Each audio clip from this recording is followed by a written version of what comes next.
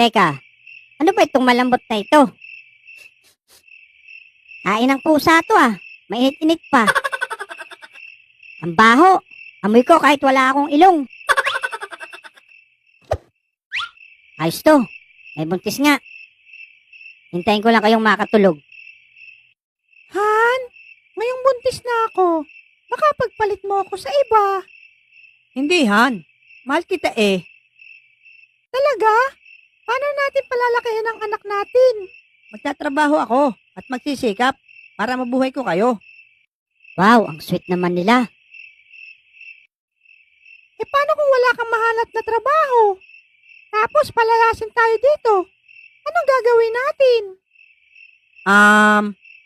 Bahala na ang nasa itaas. Kung paano niya tayo tutulungan palakihin ng bata.